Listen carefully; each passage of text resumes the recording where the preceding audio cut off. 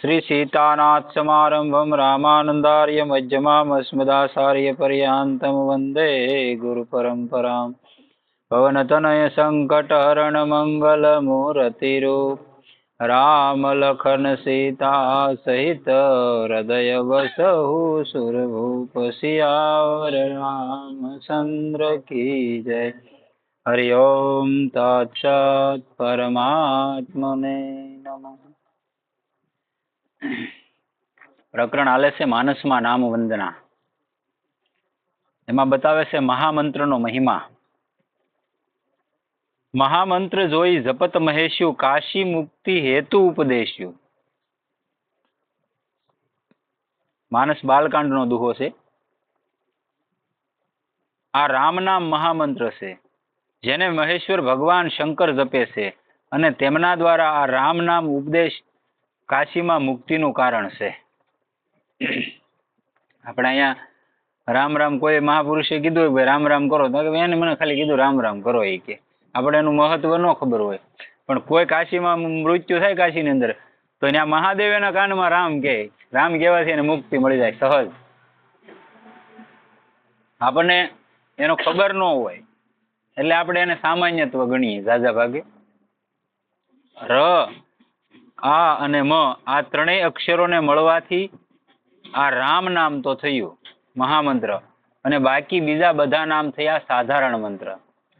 સપ્તકોટીઓ મહામંત્રા સ્વિત વિભ્રમ કારકા એવ એક એવ પરો મંત્રો રામ ઇત્યક્ષરદયમ. 7 કરોડ મંત્ર છે અને તેઓ શીતને ભ્રમિત કરવા વાળા છે. આ 2 અક્ષર વાળું રામ નામ પરમ મંત્ર છે. અને રામચરિત માનસમાં જેટલી નામની વંદના નામની વાત આવી એવી બીજા એક ગ્રંથમાં નથી આવેલું. તુલસીદાસજી એમ કહેતા રામ શબ્દ છે એ મારો માય બાપ છે એ કે એ બીજા ભગવાનને સાષ્ટાંગ દંડવત પ્રણામ ન કરતા. હવે કઈ કેવું વૃંદાવનમાં ગયા તુલસીદાસજી એટલે કૃષ્ણ ભગવાન ત્યાં તો બંસી વાળો જ હોય કે નહીં એ કે ભાઈ હું ધનુષ ધારીને માનું એ કે જો તું ધનુષ ધારણ કર તો સાષ્ટાંગ દંડવત કરવું ન કરી કે હું ન કરું. ત્યાં ભગવાનને ધનુષ ધારણ કરવું પડ્યું હતું. ત્યાં હાલમાં રંગનાથ મંદિર છે વૃંદાવનની અંદર. બંસીધર માંથી ધનુષ લેવું પડ્યું હતું એ કે તો હું સાષ્ટાંગ દંડવત કરું. તું 101 કે મને બધી ખબર છે પણ હું ધનુષ વાળાને માનું એ કે આ તમારી અનન્ય નિષ્ઠા હોવી જોઈએ. અને રામ થઈ ગયા એને અમુક જીવોને તાર્યા એના જીવનકાળમાં પણ નામે તો અસંખ્ય કરોડોને તાર્યા ને ભાઈ. આ બધા મંત્રોમાં શ્રેષ્ઠ મંત્ર છે. બધા મંત્ર આની અંદર આવી જાય છે. કોઈ પણ મંત્ર બહાર નથી રહેતો. તમામ શક્તિઓ આની અંતર્ગત છે. આ રામ નામ કાશીમાં મરવા વાળાઓને મુક્તિનું કારણ છે. ભગવાન શંકર મરવા વાળાઓના કાનમાં આ રામ નામ સંભળાવે છે અને આને સાંભળવાથી કાશીમાં તેવા જીવોની મુક્તિ થઈ જાય છે. મહાદેવ ને પાર્વતીજી બે બેઠા હતા એટલે જમવાનું તૈયાર થઈ ગયું એટલે મહાદેવ કે હાલો જમી લઈએ. હવે 2 દંપતી હોય એટલે કહેવાના છે કે હાલો જમી લઈએ હારો હાર. પાર્વતીજી કે મારે હજી વિષ્ણુ સહસ્ત્ર નામનો પાઠ કરવાનો બાકી છે. એ સહસ્ત્ર એટલે 1000 નામ થાય. મહાદેવ કે ભાઈ એટલું બધું લાંબુ તો કે વાર નહીં લાગી જાય.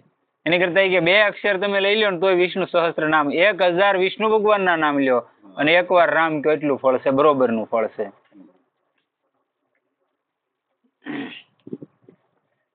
આ નામનું અથવા ભક્તિનું એ કોણ કે વાત કરતું હોય. ભક્તિ માર્ગી કોઈ પણ માણસ હોય એનો પથિક હોય. જ્ઞાન માર્ગી હોય ક્યારે નામની વાત તમને ન કરે કેમ કે એ પોતાને જ બ્રહ્મ માનતા હોય. એને હા એ એનથી માને. એ કોઈ નામ જપને એનથી નથી માનતા.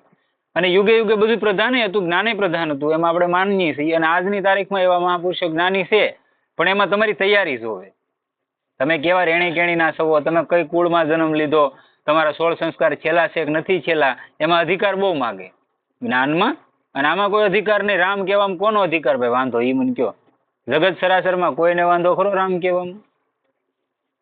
એક સજ્જન કહી રહ્યા હતા કે કાશીમાં મરવા વાળાનો જમણો કાન ઊંચો થઈ જાય છે.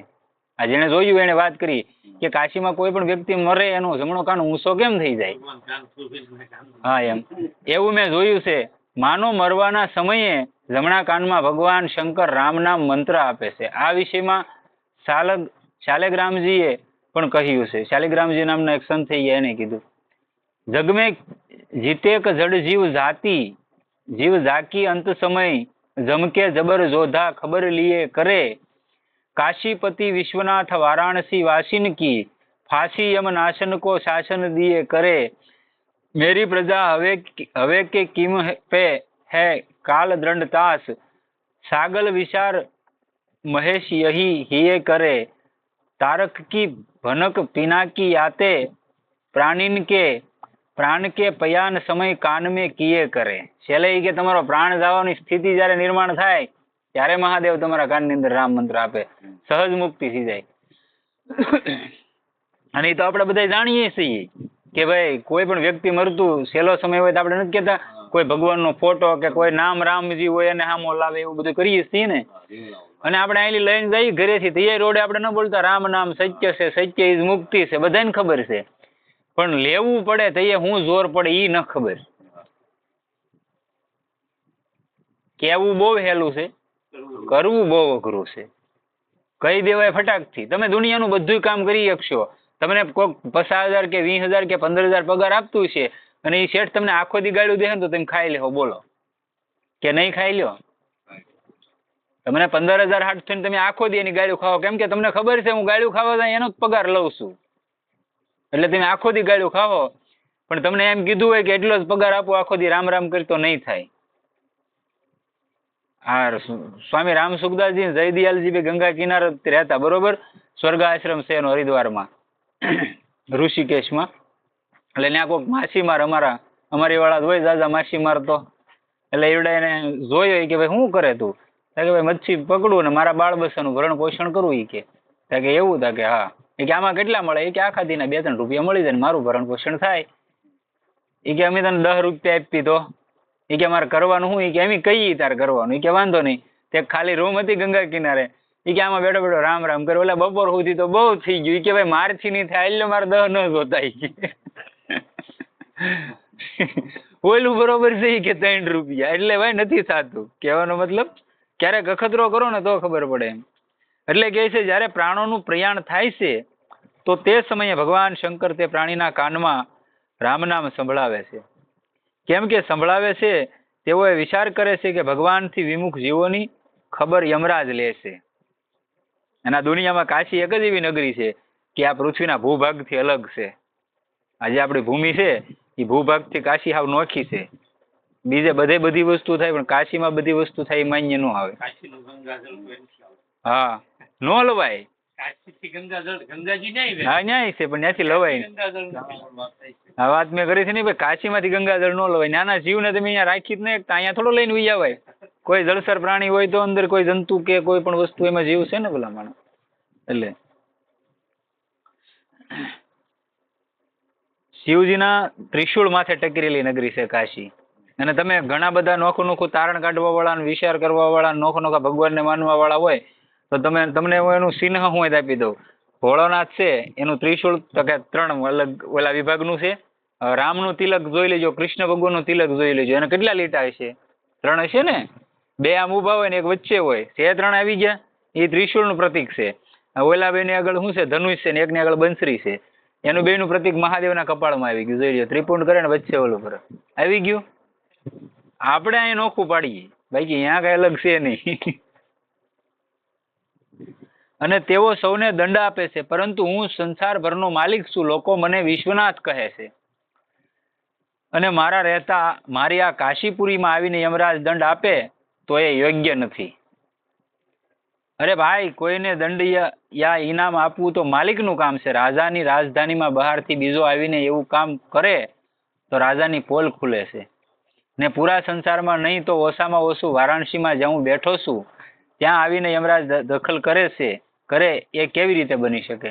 મારી નગરીમાં આવીને યમરાજ કોઈ જીવને લઈ જાય એ વાત તો કેમ શક્ય બને? એમ મહાદેવ એવું વસન આપે છે.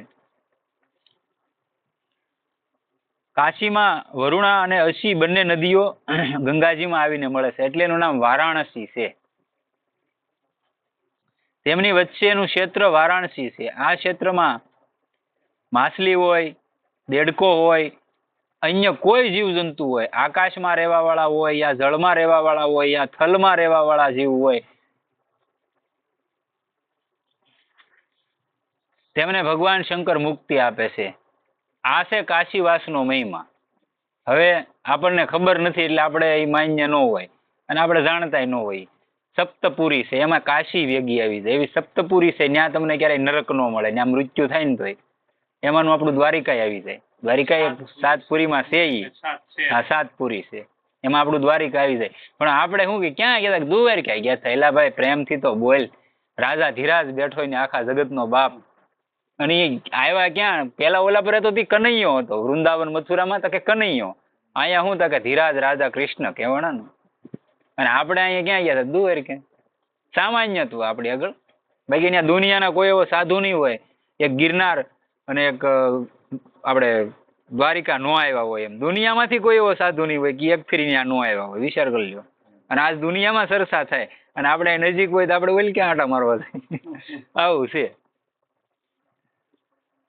એટલે એ કોઈ જગ્યાએથી કોઈ વસ્તુ ન લવાય. ડાળખી ઝાડવું તમે ત્યાં તુલસી નો રોપડો હોય ત્યાંથી ન લવાય. ત્યાં લઈ જવાય ખરો, લાવવાનું નહીં, નકર પાપ લાગે. કાશીનો મહિમા ઘણો વિશેષ માનવામાં આવ્યો છે. અહીંયા રહેવા વાળાઓ યમરાજની ફાંસીથી દૂર થઈ જાય છે. એના ભગવાન શંકર હરદમ સજાગ રહે છે.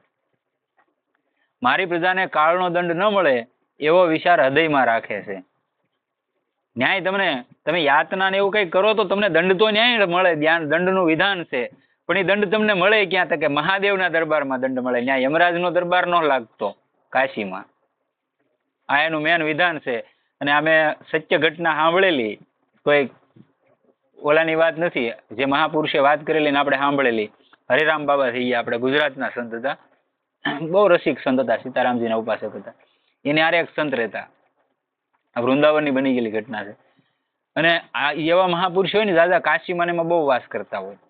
એટલે આને જે એક સંત હતા ને એને વ્યભિચારમાં પ્રવૃત્તિ થઈ ગઈ, એટલે પતન થઈ ગયું. એટલે આ હરેરામ બાબા હતા એને કીધું કે ભાઈ તું કોણ છો? આ તારી હું કામ છે ને તું ક્યાં વયો ગયો? તો ઓલા કેને કે ભાઈ જેની માથે કામ સવાર હોય એને બીજું કઈ ન દેખાય. એટલે એને કીધું ભાઈ તમે મને ન સમજાવતા કે જવા જો. એટલે બાબાએ કીધું આનો કાળ નજીક આવી ગયો, નહીં આ આવું ન બોલે કે બાળપણથી સંત બની ગયેલો અને સ્ત્રીનો સહવાસ થઈ ગયો ને તમે જો એમાં વ્યાજ જાવ તો થવાનું હું કાળ જ આવી ગયો ને. કેમ કે ગ્રહસ્થો માટે છૂટ છે, એની માટે મર્યાદામાં છૂટ છે. સંન્યાસીને તો ઠા મૂકી નથી. તમે સંન્યાસ માર્ગમાં તો તમને કોને ભાઈ સમદિત થાય? તમે સંન્યાસ માર્ગ અપનાવો પછી પાછું ન વળી શકે. એની માટે છૂટી નથી એમ. તો એનું પતન થઈ જાય છે, એનું મૃત્યુ થઈ જાય છે. અને પછી અમુક સમયાંતરે 5-6 મહિના પછી એ આજે મહાત્મા વૈયા ગયા હતા સ્વધામ, ઈવડે ઘોડા માથે સવાર થઈને હલાવે, સફેદ કપડા બપડા પહેરેલા. એટલે હરેરામ બાબા વેડા વેડા સવારમાં ભજન કરતા હોય. મસ્તી વાળા સંત હતા બહુ. એટલે એને જોયું કે આ તો 100 મહિના પહેલા વહી ગયો ને આ સફેદ ઘોડો અને સફેદ સુરવાલ બુરવાલ થઈને આ ક્યાંથી આવે કે? તો આ મરી ગયો હાથું છે કે આ જીવે કઈ ખબર ન પડી એમ. એટલે એને કીધું કે ભાઈ તમે તો કે 100 મહિના પહેલા કે હા હું ઈ જ છું અને હું વિયો જ ગયેલો છું. તો કે આ બધું કે મારા એક દોષને કારણે અત્યારે હું મહાકાલની નગરી ઓલા કાશી વિશ્વનાથમાં છું, કાળ ભૈરવના સિકંજામાં છું. કે ત્યારે ન્યાય યાતના ભોગવું. અને હું તમને કહેવા આવ્યો કે મારી પાછળ એક વરહદીની એકાદશી, કોઈ આખા વરહની એકાદશી કરેલી હોય એનું કોઈ તર્પણ કરે અને મને એનું પુણ્ય આપે ને તો મને આમાંથી મુક્તિ મળે. તમે એટલું મારું કામ કરો કે તમે ક્યાંક થઈ હાસું પણ હું માન્યો નહીં. અને છેલ્લે હરેરામ બાબા જાય છે કાશીમાં અને એકાદશીનું જે અનુષ્ઠાનનું ફળ હોય બધું અર્પણ કરે છે બ્રાહ્મણ પાસે સંકલ્પ કરાવીને, અને આને મુક્તિ કરાવે. એ કે હું મને બીજી કોઈ યાતના નહીં, પણ કે રોજ સવારમાં જાગીને સ્વર્ગમાં ઘોડો લઈને જવાનું અને દેવલોકના પુષ્પો લાવવાના અને એ પુષ્પ લાવીને મહાદેવને કાળ ભૈરવને દેવાના અને કાળ ભૈરવ મહાદેવને રોજ ચડાવે. ને હાલમાં છે આ બધું. તો આ હરેરામ બાબાએ કીધું મને એક પુષ્પ આપો. એ કે આમાંથી આ દેવનું લોકનું પુષ્પ છે સ્વર્ગનું. એ કે હું તમને ન આપી શકું, તમે મારું કામ કરો યા ન કરો, પણ આ ન આપી શકું. કે આની મર્યાદા છે. મેં મારી નજરે એ કે જોયેલા આવા મહાપુરુષો હતા. એટલે નો શેતી જવાનું મેન કારણ આ. તમે પેલા જે કરી નાખ્યું એ કરી નાખ્યું. બાકી આ લાઈનમાં તે આમાં તમને છૂટી છે. તમે કરી નાખ્યું, જીવી ગયા તો જીવી ગયા. ભગવાન પાસે બેહીને એક ફરી પ્રાર્થના કરી લો કે બહુ કરી નાખ્યા, તું મને જાણે છો, તું ક્યાં જાણે છો, મારી રજથી વાકેફ છે એ તો બરોબર. તો એને તમને છોડી મૂકશે કઈ નહીં, બંધી બનાવી છે. એટલે આગળ અધ્યાત્મ રામાયણમાં ભગવાન શ્રી રામની સ્તુતિ કરતા રહીને ભગવાન શંકર કહે છે, જીવોની મુક્તિને માટે તમારું રામ નામ રૂપી જે સ્તવન છે, અંત સમયમાં હું એને તેઓને સંભળાવી દઉં છું, જેથી તેવા જીવોની મુક્તિ થઈ જાય છે. અહમ હિ કાશ્યામ દિશામી મંત્ર ત્વ રામ નામ જન્મ જન્મ મુનિ જતનું કરાહી અંત રામ કહી આવત નાહી. જન્મ જન્મ ઋષિ મુનિઓ ભજન શું કામ કરે ભાઈ ઠેઠો ઠેઠ સુધી, કે છેલ્લે રામ કહેવાય જાય, નામ આવી જાય, એ માટે ભજન કરવાનું છે. નહીતર ઓલા બોરના ઠળિયા વાળી થાય, ઈળ બનવું પડ્યું હતું, ઈ વાળી થાય. છેલ્લે સમયે રામ નીકળી જવું જોઈએ, એ માટે જ ભજન કરવાનું છે. બાકી ભગવાન મેળવવો કે દર્શન કરવા એ કોઈ બહુ અઘરી વસ્તુ નથી. જે નથી કરી શકતા ને જે નથી કર્યું અને નથી કરવો, જેને આમ ખોટા બણગા ફૂંકવાના હોય ને વાત કરવાની હોય, એની માટે અઘરું છે. બાકી તમે મરણિયા થઈ જાઓ તો પરમાત્મા મળે છે. આપણે ક્યારેક વાત કરશું, એનું આખું વિધાન આવે છે, ફરી ક્યારેક વાત. અંત સમયમાં રામ કહેવાથી તે પછી જન્મતો મરતો નથી, એવું રામ નામ છે. ભગવાને એવું મુક્તિનું ક્ષેત્ર ખોલી દીધું. કોઈ પણ અન્નક્ષેત્ર ખોલે તો પાસે પૂંજી જોઈએ. પૂંજી એટલે પૈસા જોવે, અને પૂંજીના વિના અન્ન કેવી રીતે દેશે? ભગવાન શંકર કહે છે, અમારી પાસે રામ નામની પૂંજી છે, એનાથી જે સાહે તે મુક્તિ લઈ લ્યો એ કે.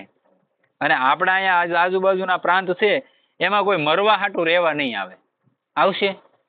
તમે ક્યાંય ભાડ્યો કોઈ માણસ એમ નક્કી કર્યું કે હવે બસ જીવનના અમુક વર્ષો રહ્યા, 15 કે 5-10 વર્ષ રહ્યા, ત્યાં મારે ભેગળીમાં રૂમ રાખીને રહેવું, એવું ક્યારેય કોઈ સાંભળ્યું નહીં. કાશી, વૃંદાવન, અયોધ્યા, મથુરા, આમાં બધા માણસો છેલ્લા સમયે જીવન ગાળે ત્યાં મરવા માટે જ જાય, બીજું કાંઈ નહીં. કે અહીંયા મુક્તિ, અહીંયા મરવું છે, બીજે ક્યાંય નથી મરવું. અને વધારેમાં વધારે દુનિયામાં ક્યાંય માણસ મરતું હોય તો કાશીમાં, અને અગ્નિ સંસ્કાર એ કાશીમાં વધારે થાય.